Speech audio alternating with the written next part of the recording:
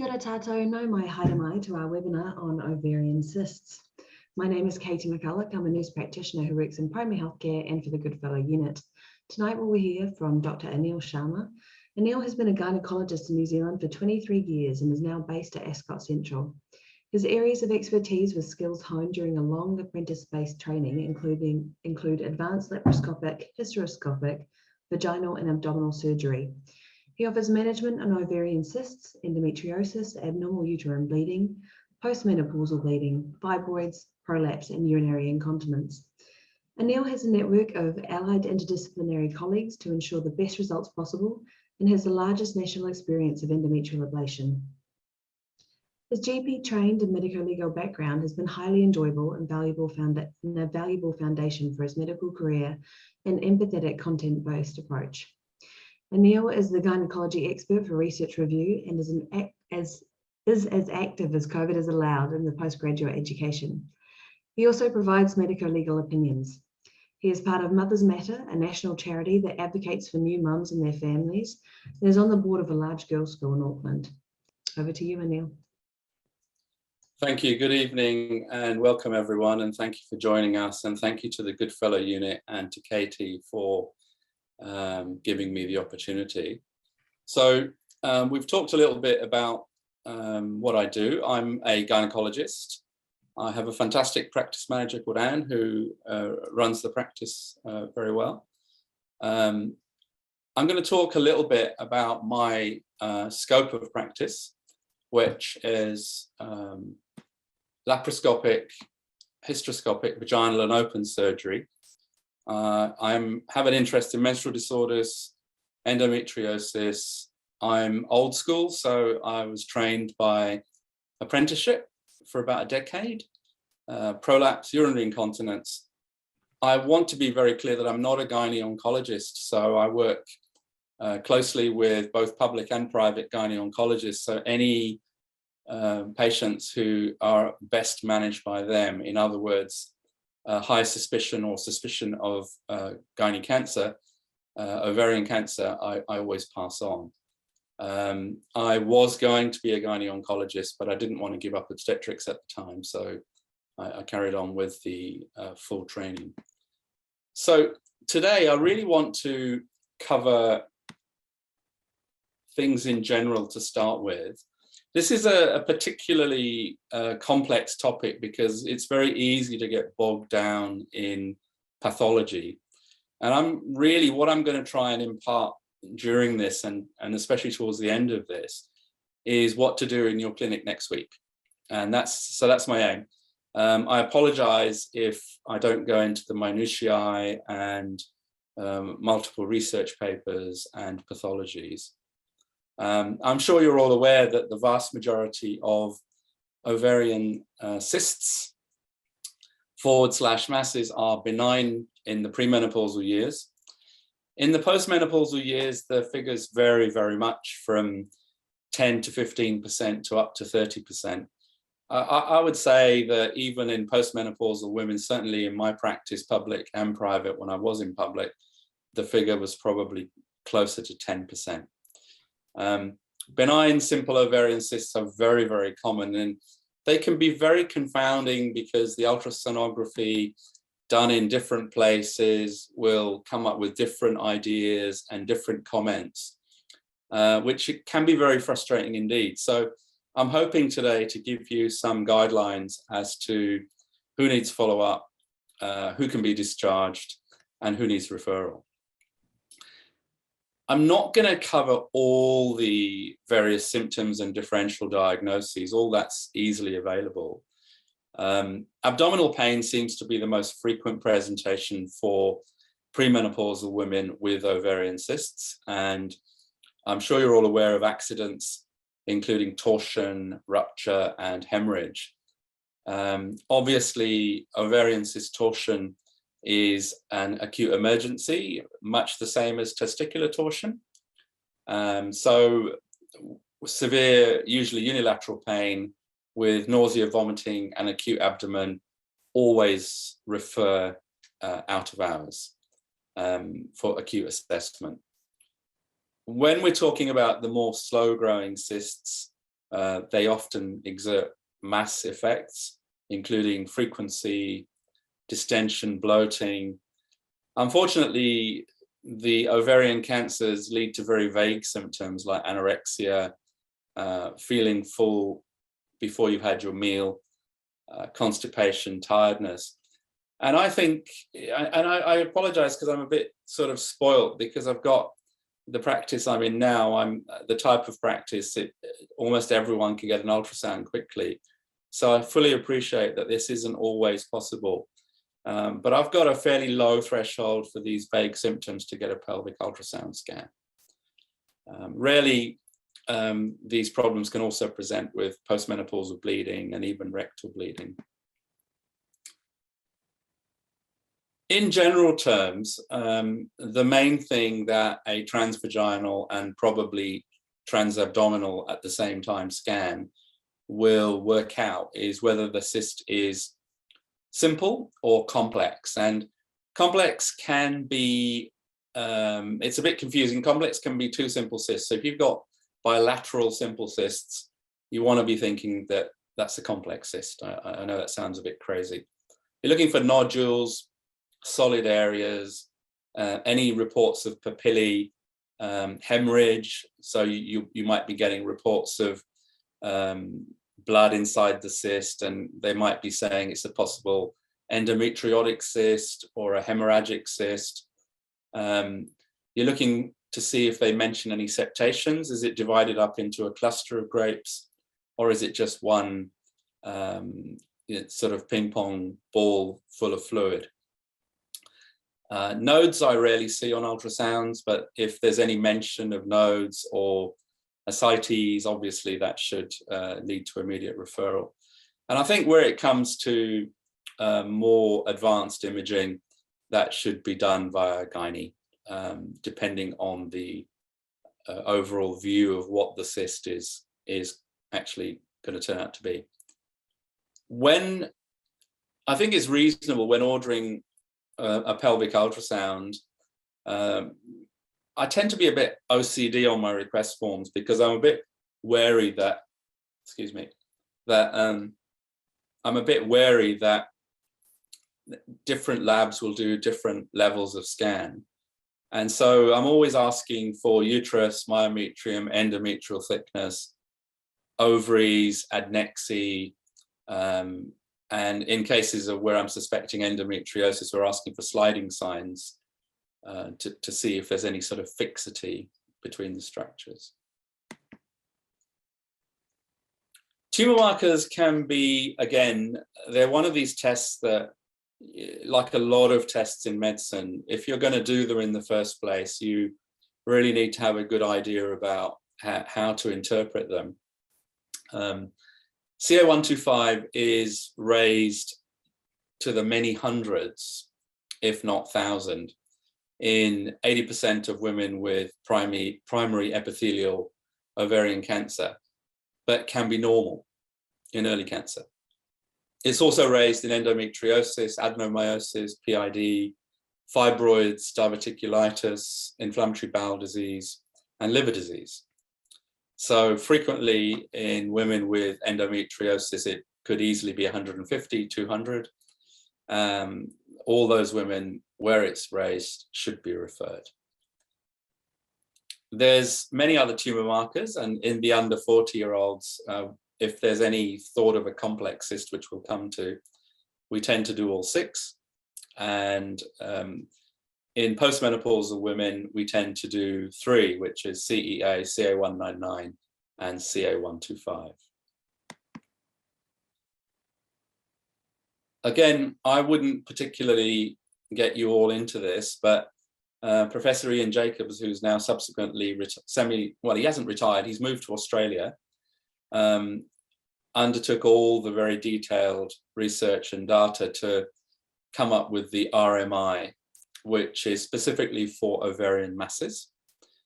And I won't go into this slide in detail, but essentially you put in, there's an app on my phone, you can download an app very easily. You can even just look on the website for risk of malignancy index. And you basically enter some points for ultrasound findings you enter whether they're premenopausal or postmenopausal, and you enter the CA125. And it's quite useful for me in the sense that anyone where I have a raised RMI of 200, automatically I refer them to the Auckland DHB multidisciplinary gynae oncology meeting for their opinion. Even in cases where it is much more normal than that, if I have a large complex mass, I tend to get an opinion. Often they'll say this one is suitable. They'll ask for certain imaging, and they'll say this one is suitable for a general gynecologist to undertake. And sometimes they'll, it's usually very clear about the ones they should take over. So these are the patients that research-led advice is that no further action is required. And so these are the premenopausal simple cysts. So we're talking one ovary, simple cyst under 5 centimeters. And postmenopausal simple cyst less than 1 centimeter. Now, that's all well and good that that's the advice, but in real life that doesn't really happen. There's even data to say that the reporting radiologist shouldn't report the above 2 scenarios on the report, but frequently what happens is that the patient's terrified and anxious, so the radiographer mentions a cyst and then it doesn't get reported, and it can create a lot of issues. So unfortunately, in real life, a lot of premenopausal women, even with simple cysts under 5 centimeters, certainly in the private practice scenario, end up with further sonography. These are the simple cysts that could be managed conservatively. So premenopausal, less than 5 centimeters. I tend to ignore that less than 7 centimeters. There are some guidelines that say that if the cyst is less than 7, you can also ignore it. I tend to have a cutoff of 5. I'm old school, and we were all trained to sort of start having a few red flags after 5 centimeters, even though the vast majority subsequently will be benign. There's no nodules. There's no need for tumor markers in these cases of less than 5 centimeters and simple. However, 7% of simple cysts over 7 centimeters in both pre and postmenopausal women are borderline or malignant. So as a consequence, I tend to rather unscientifically ignore the guidelines that talk about 7 centimeters as the cutoff. Postmenopausal women with simple cysts under 5 centimeters and a normal CA125 have a malignancy risk of less than 1%. But that group are particularly worried about it because they, as you know, everyone looks on Google, and the first thing that comes up is ovarian cancer. So I'll come on to a guideline for that. But unfortunately, we're in this scenario where there's probably excessive follow-up. The other thing that's sort of quite confounding is that the RCOG, the UK college, for a long time had a green top guideline for the management of postmenopausal ovarian cysts, and it was very black and white and very decisive. But I've noticed that the updated guideline now has, after 12 months of follow-up, if there's no change, consider discharging the patient, but please discuss this with the patient and take patient preference into account. So there is that sort of medico-legal comment coming in. So in terms of premenopausal cysts, under 5 centimeters, no further management is required. If they're 5 to 7 centimeters, half of them are functional and most of them are gone by 2 months. So I tend to repeat the scan if it's over 5 and under 7 and no pain. Remember, no pain. Repeat the scan in 2 months. And if they're still present or bigger, get a CA125 then, or if they've become complex. There's no evidence to suggest that the combined oral contraceptive is of any benefit for preventing functional cysts in the future, although functional cysts due to progesterone, either due to the POP or Mirena, can be reduced in incidence by stopping it. As I mentioned earlier, this all gets very confusing: premenopausal, postmenopausal, simple, complex. So I'm going to summarize these findings again later on. In terms of postmenopausal cysts under 5 centimeters, we're talking simple again here. You can do CA125 and another scan at 6 months and 12 months. And if no change, can be discharged, but again, discuss with patients. So again, humbly, I'd say to you that this is probably best left to gynae, public or private, to discuss this in detail with patients. Yesterday, I did a laparoscopic bilateral salpingo oophorectomy for a woman who has been managing her left simple ovarian cyst for 3 years conservatively. But the last scan showed that it was about 2 centimeters bigger and was still simple. And she, after discussion, decided that she'd like them removed. Indications for surgery include symptoms, pain usually. They can sometimes taut and untaught. They can become complex with time. They can have bleeds into themselves or develop a solid area. Again, they mostly return benign. Postmenopausal simple cysts greater than 5 centimeters should probably also be treated. Premenopausal simple cysts greater than 7 centimeters should also probably be treated, because there is fairly good evidence that after 7 centimeters, the accuracy of sonography, even in good hands, becomes less accurate at assessing whether there's any solid areas or nodules. And obviously anyone with suspicion of malignancy needs surgery. Surgery can be difficult to plan. If there is serious suspicion of malignancy, it's probably best that all surgery is open and undertaken by a gynae oncologist. It can be a difficult decision. I'll show you some pictures of cysts shortly. Even with a 35 centimeter benign cyst, it would seem reasonable to undertake drainage of it prior to a mini laparotomy to remove it. Once you've got a surgery planned for ovarian simple cysts, there really should be good counseling about what to do next. And it's probably best in that scenario to offer removal of both ovaries and tubes. The uterus doesn't really need removal unless there is a risk of malignancy in the ovary. And again, that goes through gynae oncology. Ideally doing it laparoscopically, ideally aiming not to have any spillage, removing it in a waterproof retrieval bag, doing a copious washout if there is any spillage, worrying about taking some washings before removing the ovarian cyst, if indicated, and also possibly an omental biopsy. Not planning on spending a lot of time today talking about endometriotic cysts. They are one type of complex ovarian mass that can have a raised CA125. Around 1% are said to become malignant, especially if they're large, long-term. I've only seen that probably about 8 times in the last few decades. Pregnancy cysts are very, very common.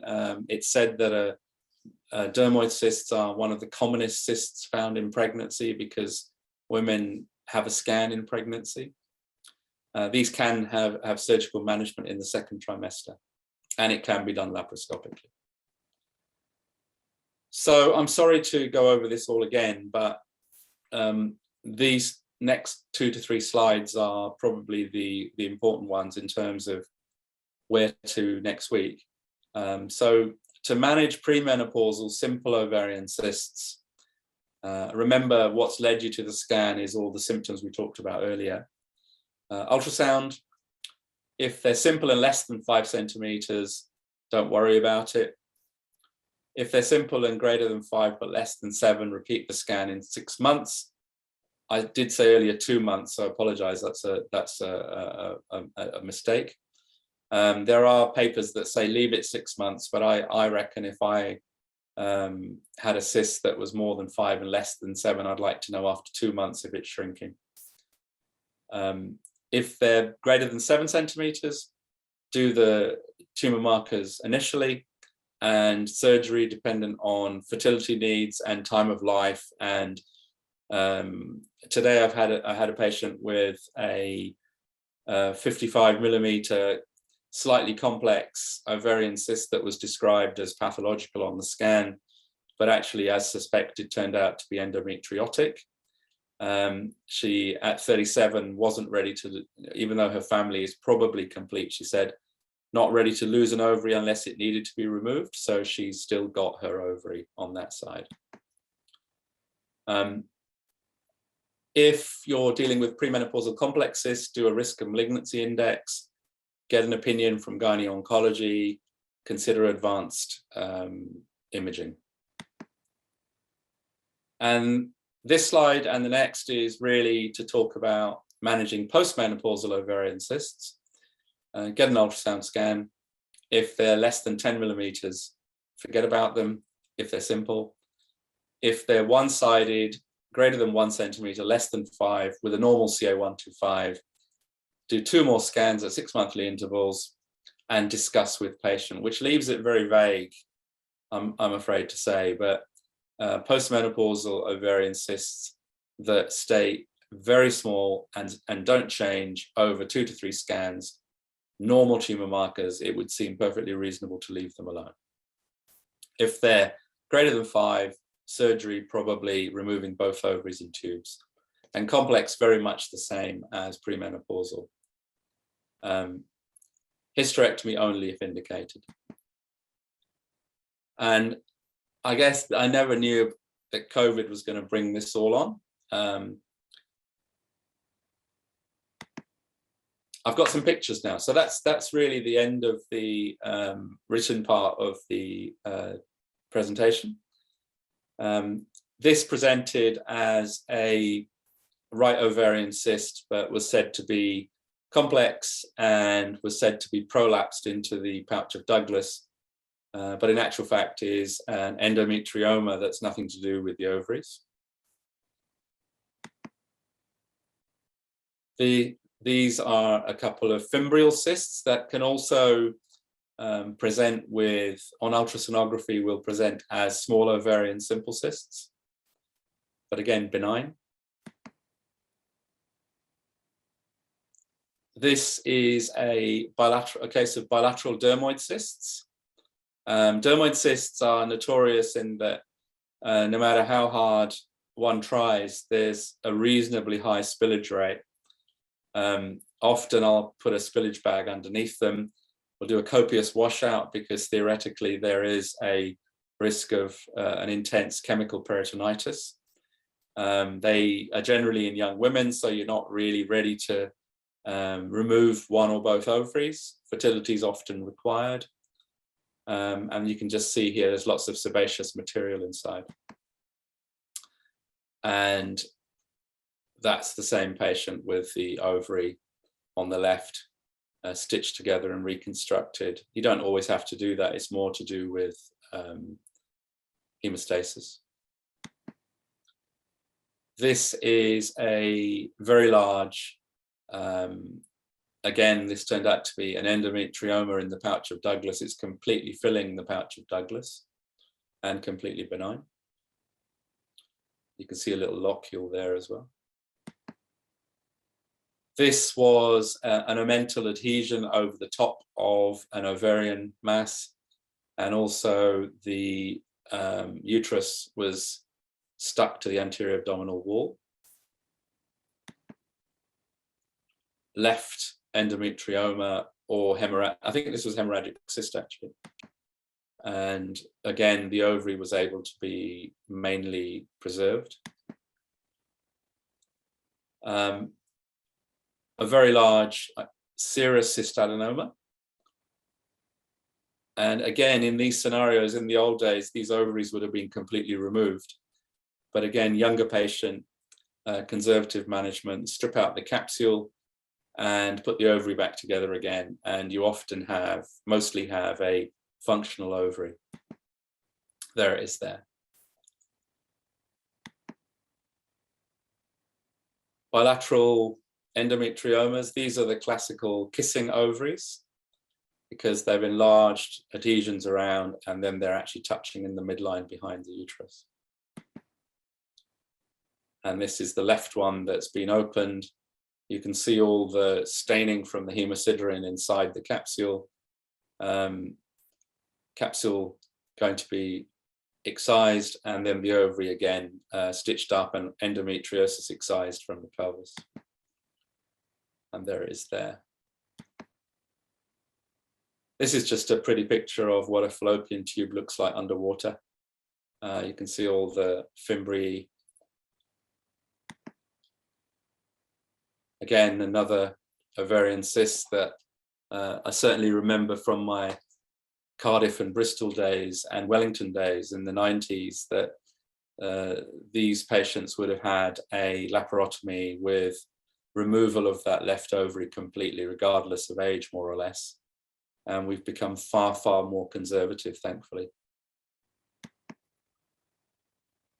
This is a densely adherent, on the ultrasound, they presented as a simple ovarian cyst, but in reality, looked a little bit more complex than that. And the patient was very, very well read and had done her research. And we were planning a hysterectomy for her other problems, just over the age of 50. And she really wanted to keep her ovaries. And she'd heard a talk from there was a visiting Canadian gynecologist who had done a radio interview in Radio NZ, and about how, you know, we really should stop removing everyone's ovaries, and how they function till around 65 and make lots of hormones and help the testosterone from the ovaries gets converted into estrogen and is peripherally utilized, and therefore keeps the bone loss rate lower and longevity longer. So it's become quite a minefield. So the counselling now takes a fair bit of time, the pros and cons. But thankfully, as we signed the consent form, she said to me she wanted to keep them, but if I didn't like the look of them, I was allowed to take them. And I didn't like the look of them. They were both looking very similar to this. And so both of them were removed, and in bag and without spillage. And the left side came back as a borderline ovarian tumor, probably arising from endometriosis. And that's just an idea of what a bag looks like. Again, very similar to previous pictures, a cyst, large cyst, even larger cyst, even larger cyst. Now this was pretty enormous, as was this. The pictures don't really do it justice in the sense that we've aspirated the fluid already.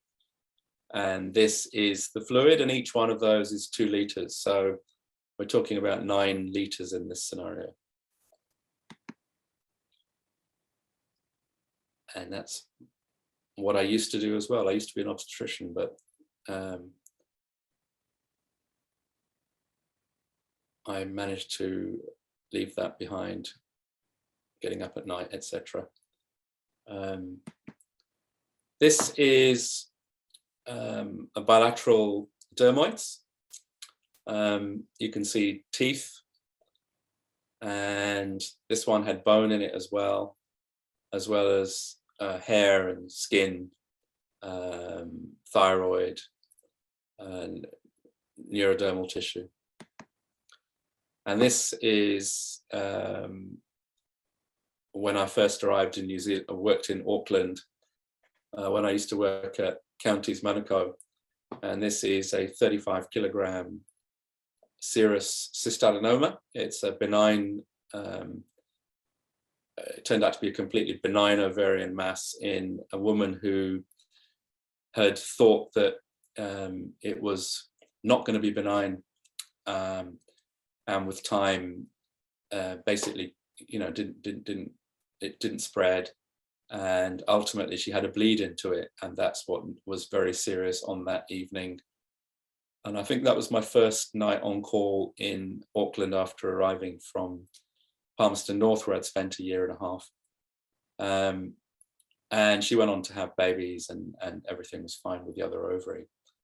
But her body weight dropped from 72 kilos pre-op to about whatever 35 off that is, 47, I think. And you can tell, in those days we were all very clever, because we decided you didn't need to wear masks. There was no evidence that masks reduced infection in theatre. And now we're wearing masks every day, and very horrible ones. This is a endometrioma, with the reason why it's also known as a chocolate cyst.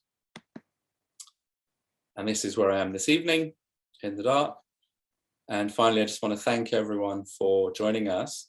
I hope that particularly those slides that talked about summary of management will be useful.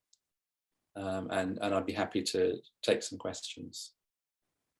Lovely, thank you so much, Anil. That was very interesting, particularly all those photos at the end. I wonder how someone can get a 35 kg cyst and get to 35 kgs when she was obviously quite a small.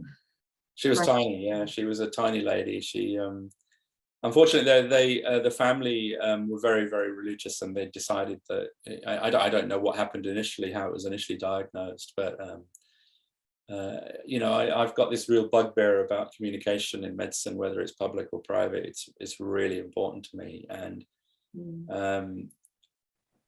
I feel very sad that in our society, with how busy things have got, that there's less and less time to talk to patients about what's happening with them, and have clear follow-up guidelines and so on.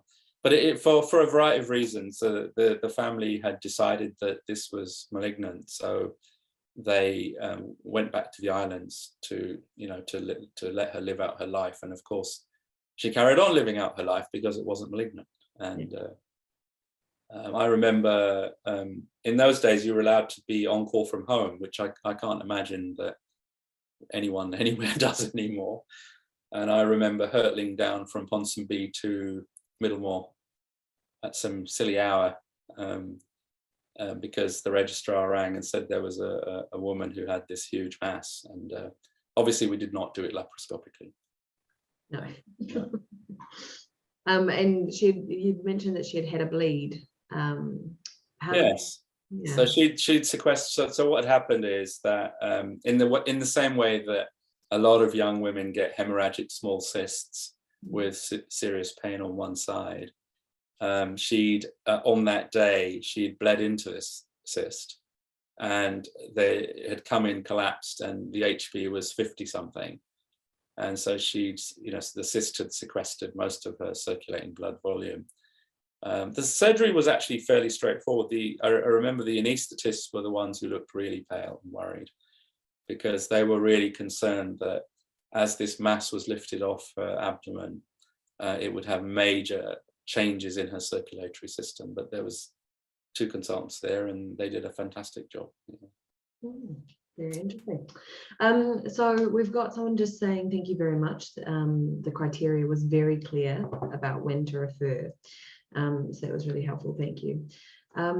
Someone's just asking that, regarding how good we are at diagnosing, really, when we see a number of women with normal cysts with a low RMI that are borderline on histology.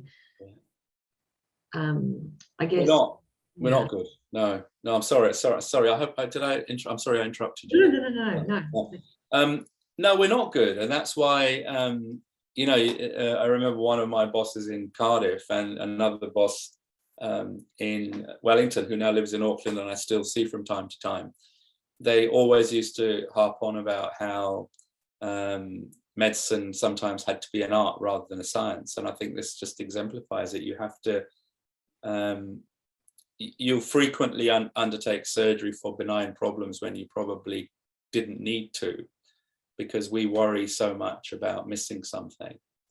And it's difficult because we don't want to get into defensive medicine and operate on everyone. And one of the reasons that the CA125 screening trial failed in London when it was carried out in the past was because for every one case of ovarian cancer detected and treated, there was something like 42 or 43 other surgeries for benign cysts that would never even have been picked up probably.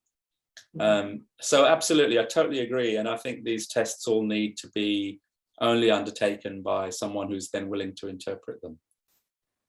And we're very, very, very fortunate in New Zealand, in Auckland, that we have a fantastic bunch of gynae oncologists at, for our region, they're mainly at Auckland DHB. And they're very, very quick at seeing patients once people like me have referred them on with they're sticklers. They want the blood test done, they want the scans, they want the imaging. But if we can get that all done quickly, liaise with the patient, everything then gets looked at again for the second time at that meeting. And advice comes back very quickly as to what next. So I would say that if you have tricky patients, refer them. Public or private, refer them and get them into the system. And as I say, the MDM's really, really excellent. Okay, thank you. And what do you think would be an extra piece of information that would be extremely useful for a GP to make that referral? So, I mean, you know, we've got the ultrasounds, we've got the bloods and things like that. Is there anything else that you would recommend that we? It's a difficult one because depending, I mean, now that you've sort of, you know, that we've had this talk, there's absolutely no reason why the tumor markers can't be undertaken. But it's always tricky when someone does all the tumor markers and then the referral doesn't happen. And then you're sort of left holding the baby and having to explain them all and explain the results. Really, a potted history. Obviously, again, I didn't go into differential diagnosis too much, but you want to be sure that the patient isn't pregnant and that's not, you know, she hasn't got an ectopic or something like that. But the size of the cyst, the symptoms that she's got with the cyst, and if they fit those criteria, I would be surprised if most of them were not accepted for review. I know we're going through strange times at the moment, and I've seen some, I'm seeing quite a few patients actually recently who have had their referral for pain turned down because it didn't fit the criteria, and, you know, multiple visits to ED with pelvic pain, admission overnight, discharged because it got better. And I get that, and I know that it's tricky, but I can't think of any extra bit of info apart from those criteria. If you've got someone with symptoms or without symptoms with a sizable ovarian cyst, especially if it's complex, unless you're dealing with a hemorrhagic cyst that 2 months later is much smaller or gone, they probably will be seen. Yeah. Good. And what would you expect us to miss most likely in your experience in general practice? So what are we not seeing? What are we missing out? Sorry, I'm sorry. Can you just explain? Yeah. So what are we in general practice most likely to miss when we're seeing these patients? I feel like, yeah. Ovarian cancer is the obvious one that can easily be missed, and you know, it's such a minefield because the problem with a lot of ovarian cancer, it's already beyond stage 2, stage 3 when diagnosed, and the problem is that it's very slow growing and it basically doesn't give you the pain symptoms immediately. So I would say that anyone who's complaining of distension or anorexia, belt getting tight. I mean, I know the commonest reason for it is eating too much, but if you can get a pelvic ultrasound scan, I would wholeheartedly recommend it. And I'm finding even in my practice where some of my patients haven't got health insurance, for peace of mind, the majority of them will go and get a private ultrasound scan in those scenarios. They're very expensive though, aren't they? It's a they are expensive, but and this is the sadness of it, is because the patients without the means are not coming to my practice in the first place. But there are criteria for all the DHBs as to who's eligible for a public scan. And a bimanual, I mean, you know, it's in an ideal world, a pelvic ultrasound would be great for everyone. At a certain age, everyone should have one, right? But a bimanual exam is still available, and the problem, of course, is that the bimanual exam becomes much less objective the bigger we get. So with a very raised BMI, it's pretty useless as a screening test. But it still can be useful, because even a bimanual exam with pressure, suprapubic pressure, if there's a mass there, you may well feel it coming down.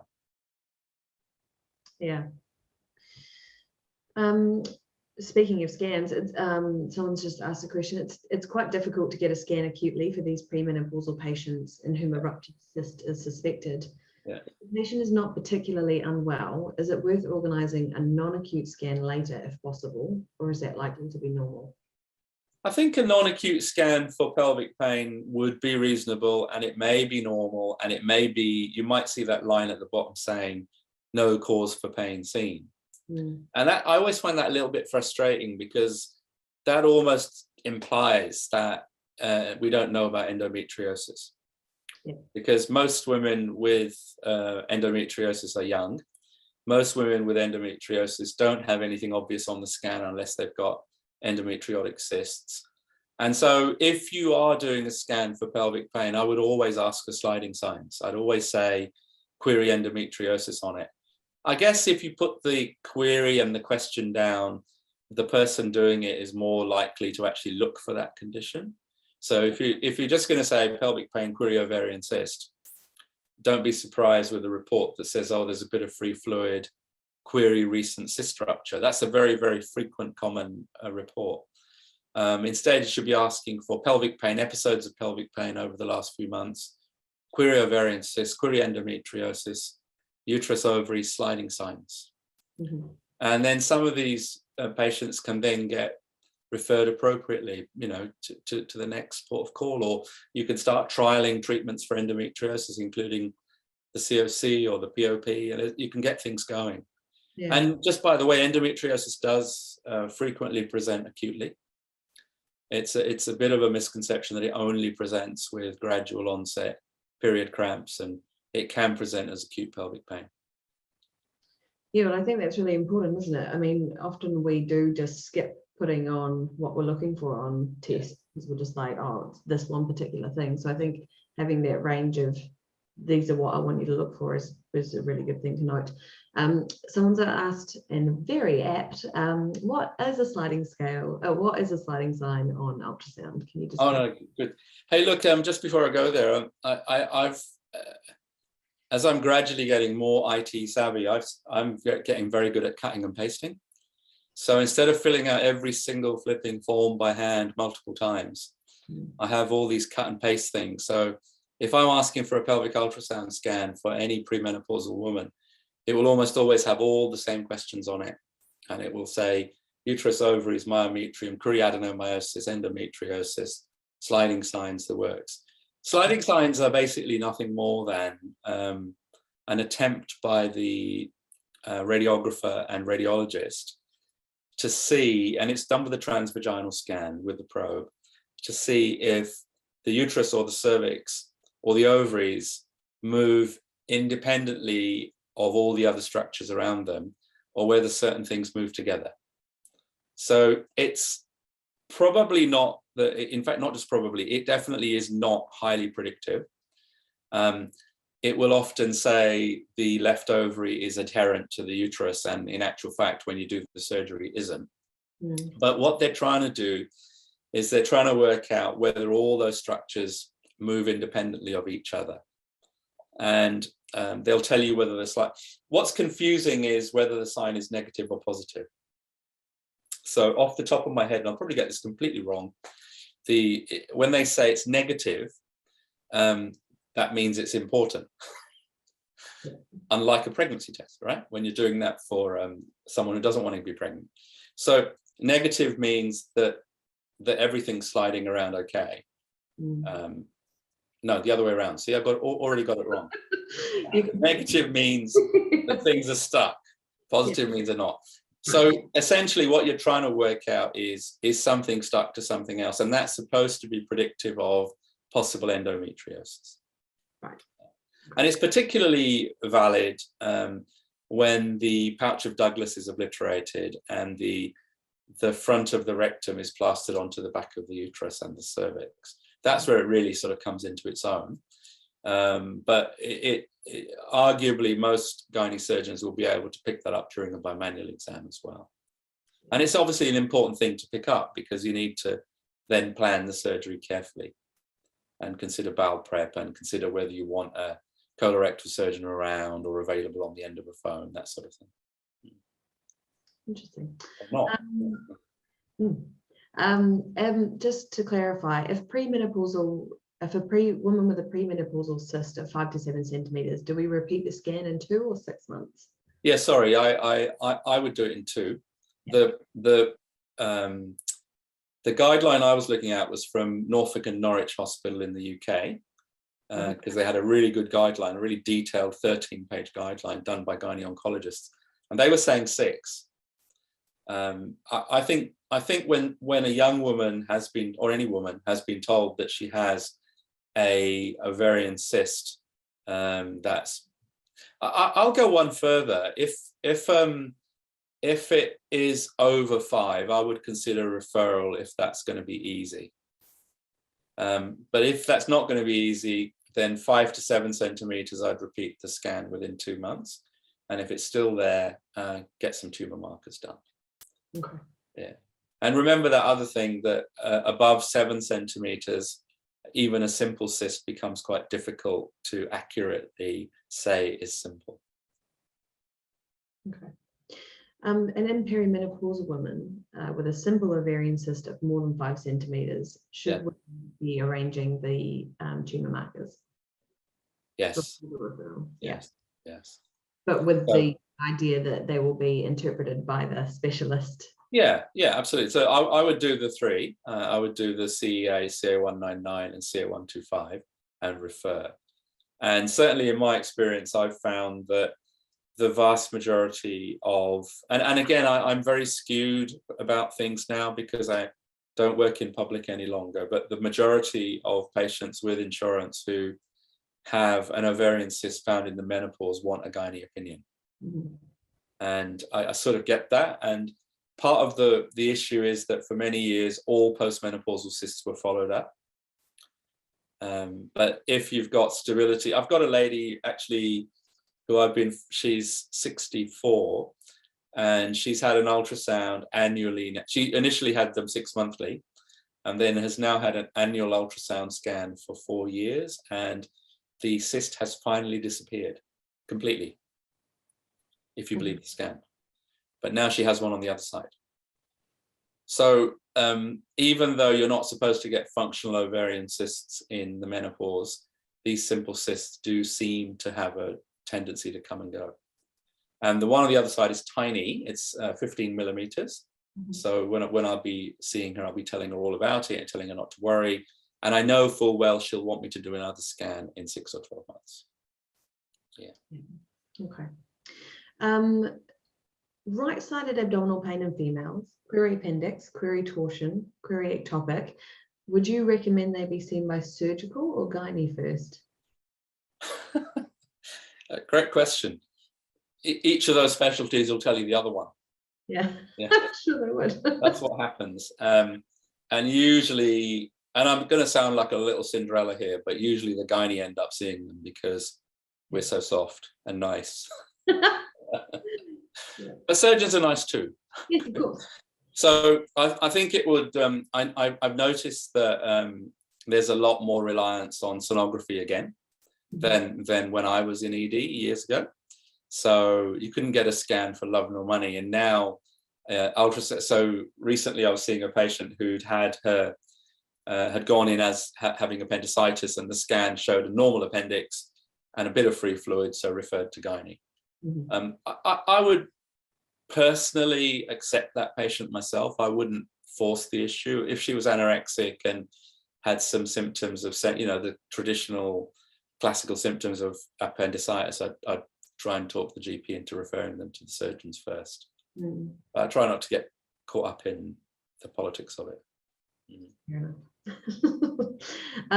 There's a comment from from the public hospital radiology services here, just saying that if the patient doesn't meet the acceptance criteria for a follow-up scan for a simple small ovarian cyst, then the wait lists at the moment for the public hospitals are so overwhelmed.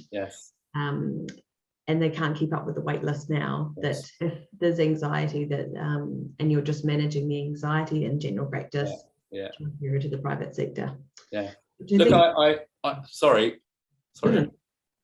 Yeah, look, I totally get that, and remember, I've worked in both the NHS and the New Zealand system for many years, and there's always I would say that if the referral criteria in public are based on evidence, and as much as I don't like the idea of a two-tier system, if it's evidence-based and there's good evidence to say that everything's stable, the cyst is small, it's simple, and it's almost certainly benign, and you can't have another scan, then that's the way it has to be. I don't have a problem with that. But conversely, I had a patient about 4 or 5 years ago with a 17 centimeter ovarian mass, which when we excised it, this was a 20-year-old. When we excised it, it was a necrotic torted ovary, and it was gone. And the problem that occurred there was that the initial scan had said it was a 7 to 8 centimeter hemorrhagic ovarian cyst. And someone had, I don't blame them, they probably thought it'll go away. Someone in the hospital thought it would go away, and there was follow-up got missed, and a repeat scan didn't get organized, and 3 months later we had a necrotic ovary. So I think guidelines are great, and guidelines protect us as well, and guidelines are generally good for resource management and resource constraints.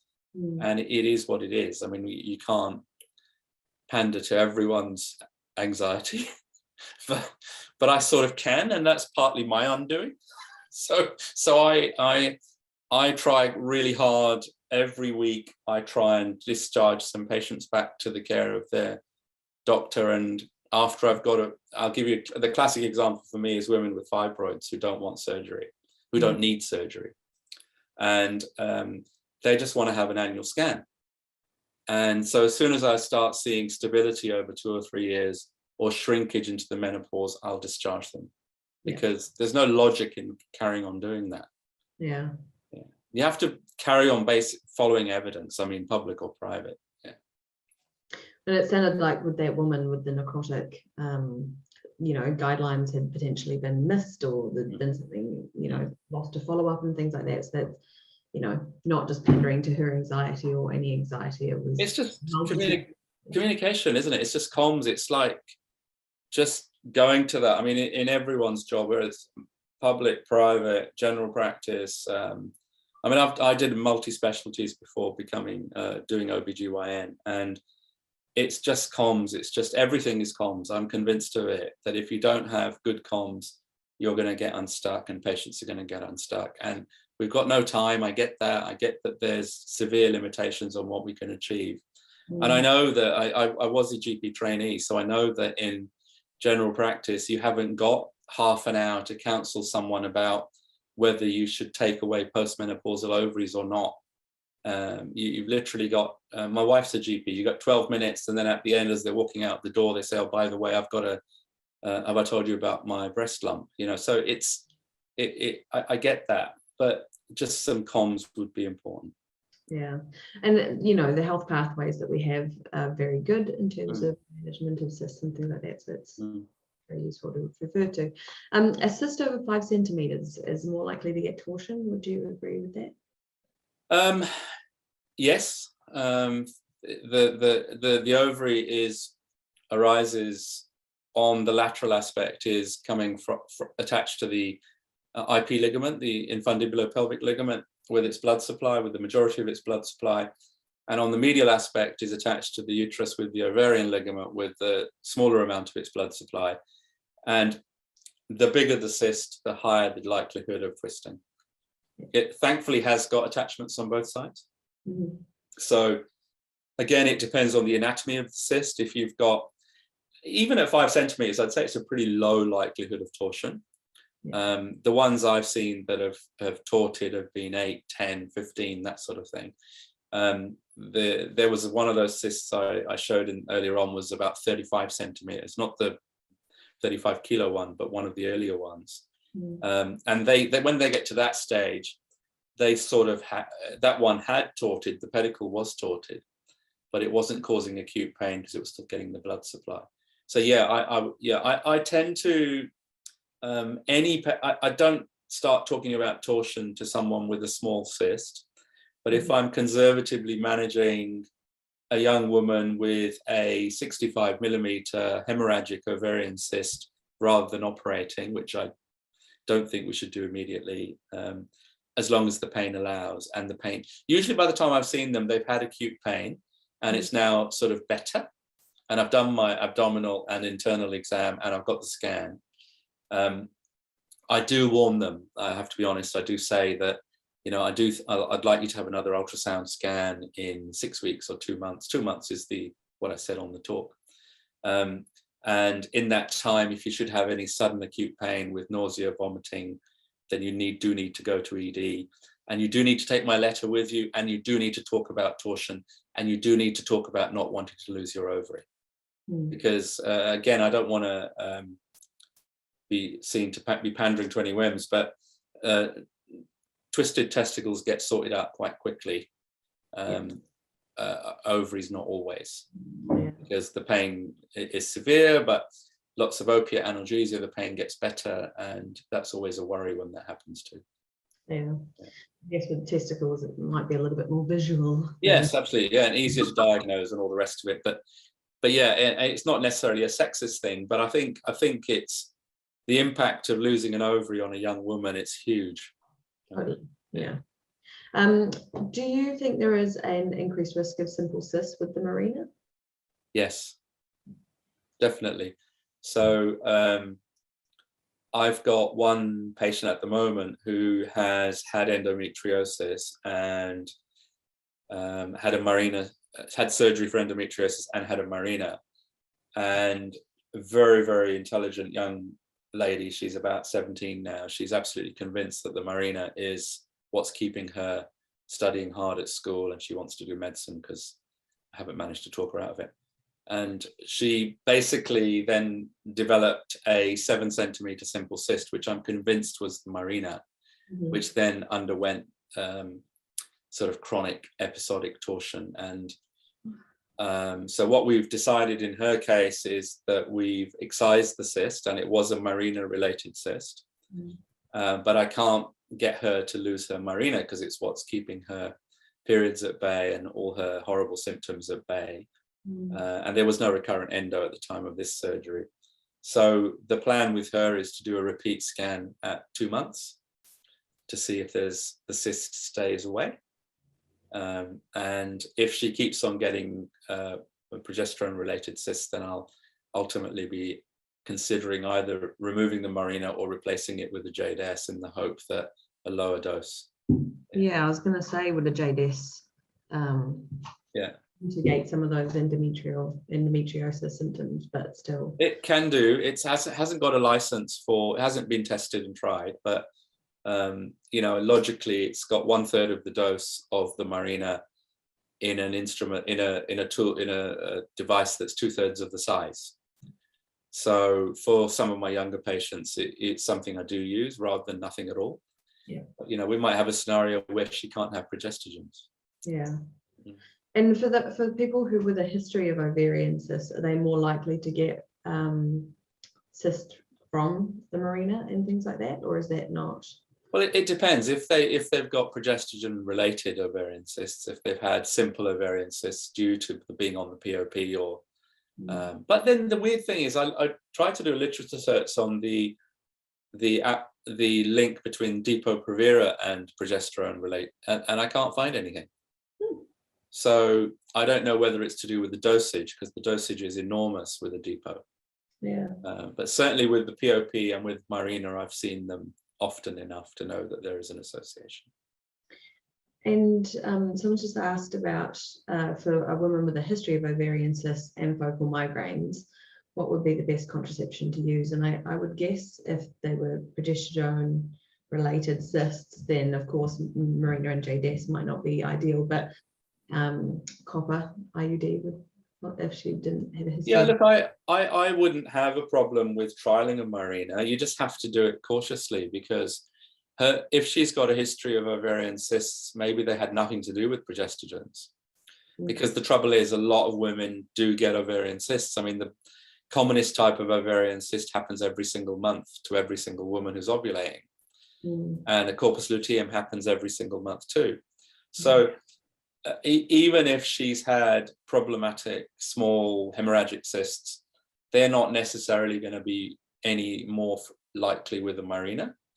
And if the means exist, whether it's public or private, you know, there's no harm in trialing a Mirena and then doing a scan 3 months later. Yeah. Just have to get into those scans. I know, right? I know. And someone's just mentioned that men with testicular pain are a status code 2, and women with abdominal pain are only status 3 at triage of that when they go through emergency. So very hard with those. So it's really good that you give letters and very strict instructions to your patients about. Yeah, look, it's very, very frustrating, and it's very easy to do the public system down. I've very recently had close contact with the public hospital system through one of my children, and there's some amazing people that work there, and there's also people that could do their communications a lot better than they do, and it can be a very frustrating situation if you're not being kept up with information. But I sort of get it. I've worked in those hospitals and I know how difficult it is. But a few words here and there are actually really important. Communication is huge. So you referred to the London study where for every ovarian cancer surgically excised in a patient who had a raised CA125, more than 40 other patients with raised CA125s had unnecessary surgery for benign lesions. Is there a better test on the horizon than the CA125? So one with the highest specificity? Nothing yet. Everything's got, you know, sensitivities and specificities of 60s and 70s and 80s percentage wise. There's nothing yet. It's very, very frustrating. I do think that, and I think we've got into this sort of habit, whether it's general practice or whether it's gynae, when we do smears, we don't do bimanuals.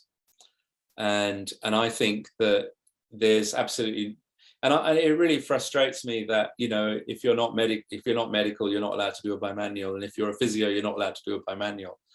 It's utter nonsense. If we can teach, if nurse smear takers can take smears, then nurse smear takers can do bimanuals. It's better to have a bimanual with someone who's doing them the whole time, regardless of their qualifications, because that's opportunistic. You will pick up lumps and bumps. You will pick up ovarian masses. You will pick up uterine masses, fibroids. They're frequently picked up by manual exams without scans. And also you're already there. You've already gone into an intrusive procedure. You know that. I completely. You need to know where the cervix is. So, you know, you do a bimanual first, and then you put the speculum in. Yeah. Yeah, I 100% agree. It should be part and parcel of a smear exam. So I'm just wondering about left iliac fossa pain. So the ultrasound shows a right ovarian cyst with a less than 5 millimeter query complex versus hemorrhagic. Is it possible that the left iliac fossa pain is referred pain from the right ovarian cyst?